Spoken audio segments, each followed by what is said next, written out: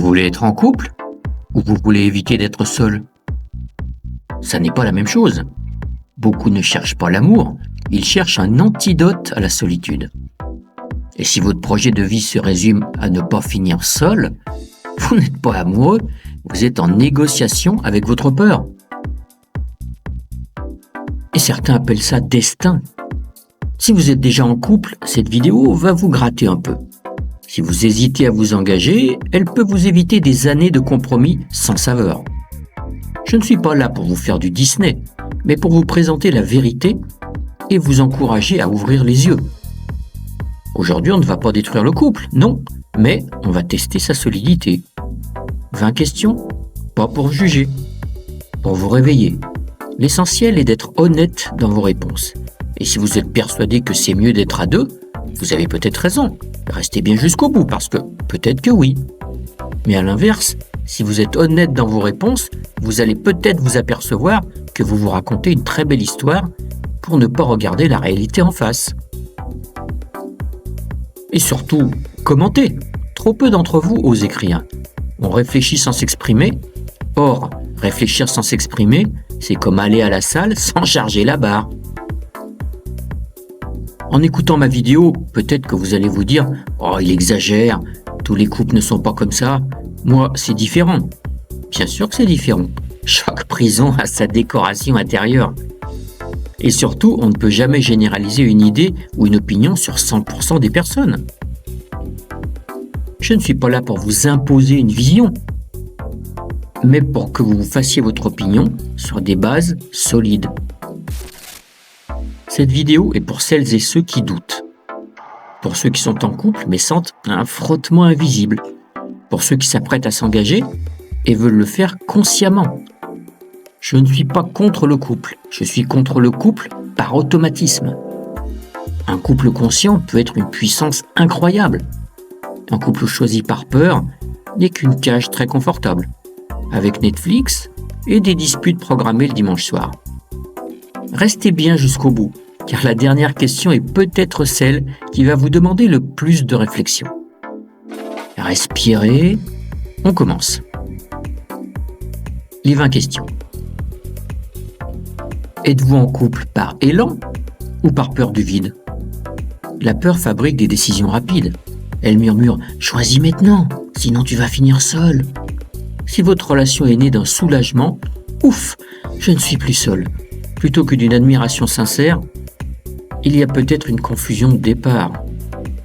On peut construire beaucoup de choses sur l'amour, sur la peur, très rarement. Vous sentez-vous plus grand dans cette relation ou plus petit? Une relation saine élargit votre monde. Elle nourrit votre curiosité, votre ambition, votre énergie. Si au contraire vous vous sentez plus prudent, plus retenu, plus contracté, si vous parlez moins fort, rêvez moins grand, osez moins, alors quelque chose vous rétrécit. Et l'amour ne devrait pas vous miniaturiser. Pouvez-vous être totalement vous-même? Pouvez-vous exprimer vos idées sans autocensure, vos doutes sans honte, vos envies sans calcul stratégique? Si vous devez adapter votre personnalité pour maintenir la paix, ce n'est pas une relation. C'est une audition permanente pour garder votre place. Et vivre en mode casting, ça finit par épuiser. Restez-vous par attachement ou par dépendance? L'attachement, c'est choisir quelqu'un librement, chaque jour. La dépendance, c'est avoir peur de respirer sans l'autre. Dans l'attachement, vous pourriez partir, mais vous restez. Dans la dépendance, vous restez parce que vous ne savez pas partir. La différence est invisible de l'extérieur, mais intérieurement, elle change tout. L'attachement est un choix. La dépendance est un manque déguisé. Avez-vous peur de partir ou peur d'assumer les conséquences de rester? Partir fait peur, oui, mais rester peut coûter plus cher. Certaines personnes ne restent pas par amour. Elles restent pour éviter le chaos logistique, le regard des proches, la remise en question. La vraie question n'est pas « est-ce que je souffrirais si je partais ?» La vraie question est « qui vais-je devenir si je reste ainsi encore 10 ans ?» Nuance très importante. Vous amusez-vous encore ensemble? Riez-vous? Avez-vous encore cette complicité légère qui n'a pas besoin d'explication? Parce que quand tout devient organisation, facture, planning, gestion, vous êtes peut-être devenu partenaire administratif avec option déclaration commune. Le couple ne doit pas être une start-up mal gérée. Si tout devient logistique, vous n'êtes peut-être plus qu'un colocataire avec option fiscalité. Communiquez-vous vraiment ou évitez-vous les sujets qui fâchent? La paix silencieuse peut sembler confortable, mais elle accumule les non-dits comme une dette invisible. Si certains sujets sont interdits parce qu'ils mettent l'ambiance en danger, ce n'est pas de l'harmonie. C'est une trêve fragile. Le conflit honnête construit, le silence stratégique ronge. Les promesses sont-elles suivies d'actes? Parce que les mots rassurent, les comportements révèlent. Un « je vais changer » répété sans transformation concrète n'est pas une promesse, c'est une anesthésie émotionnelle. L'amour se mesure à la constance, pas à l'intensité des déclarations. Respectez-vous l'autre, même en désaccord. Le respect ne se teste pas quand tout va bien. Il se teste quand on est contrarié. Si l'ironie, le mépris, les humiliations subtiles apparaissent dès que la tension monte, alors la base est fissurée.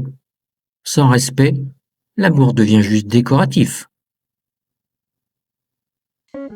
Pouvez-vous dire non sans déclencher une guerre froide? Un couple mature supporte la frustration. Il accepte que deux volontés coexistent.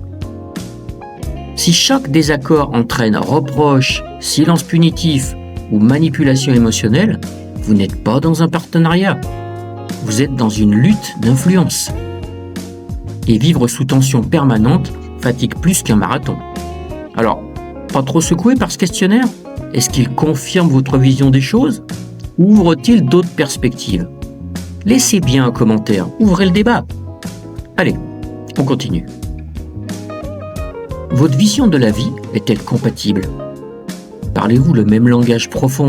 Rapport à l'argent, aux enfants, au travail, à la liberté, au rythme de vie, à la manière d'aimer? L'amour ne corrige pas des divergences fondamentales. Il peut les adoucir un temps, mais les structures incompatibles finissent par s'imposer. Attendez-vous que l'autre vous rende heureux ou heureuse? C'est une mission impossible. Votre partenaire peut enrichir votre bonheur. Il ne peut pas le produire à votre place. Quand on attend d'être sauvé émotionnellement, on transforme l'autre en fournisseur d'équilibre intérieur. Et personne ne supporte ce rôle très longtemps. Personne ne porte votre responsabilité existentielle. Êtes-vous écouté ou simplement toléré? Être toléré, c'est être accepté tant qu'on ne dérange pas trop. Être écouté, c'est être considéré. Est-ce que vos besoins comptent réellement? Ou sont-ils traités comme des complications inutiles? La nuance peut sembler subtile, mais elle façonne la qualité de votre estime personnelle. Et ça change tout. Faites-vous des concessions ou des renoncements? Une concession est un ajustement ponctuel. Un renoncement répété devient un effacement progressif. Si au fil du temps vous avez abandonné passion, ambition ou cercles sociaux pour maintenir l'équilibre, demandez-vous ce qui reste intact de vous. Une concession est ponctuelle, un renoncement répété devient une perte d'identité. Vous sentez-vous choisi ou juste pratique? Être choisi, c'est être désiré consciemment. Être pratique, c'est être confortable. La stabilité est précieuse, mais la commodité ne suffit pas à nourrir un amour vivant. On ne construit pas un grand amour sur la commodité. Restez-vous pour les enfants, l'argent, l'image? Les responsabilités sont réelles, mais parfois on protège la façade sociale pendant que l'intérieur se fissure. Pour celles et ceux qui ont des enfants, un enfant apprend plus d'un climat sain séparé que d'un climat tendu maintenu artificiellement. La question n'est pas morale, elle est lucide. Parfois on protège une façade pendant que l'intérieur s'effondre. Est-ce que vous vous projetez avec enthousiasme ou avec résignation? Quand vous imaginez l'avenir, ressentez-vous de l'énergie ou du devoir? Si votre futur ressemble à une longue procédure administrative, il y a peut-être un signal à écouter. Contrôlez-vous tout ou laissez-vous respirer la relation? Trop de contrôle étouffe, trop de laisser-aller dissout. Un couple sain oscille entre structure et liberté. Si l'un surveille et l'autre se défend, ce n'est plus une danse, c'est une surveillance mutuelle. Êtes-vous libre d'avoir des rêves personnels? Pouvez-vous grandir individuellement sans être accusé d'égoïsme? Un couple solide n'a pas peur de l'évolution. Il l'accompagne. Si vos ambitions sont systématiquement vécues comme une menace, vous réduisez peut-être votre trajectoire pour préserver la relation. Et si vos ambitions dérangent systématiquement, ce n'est plus un couple, c'est une réduction.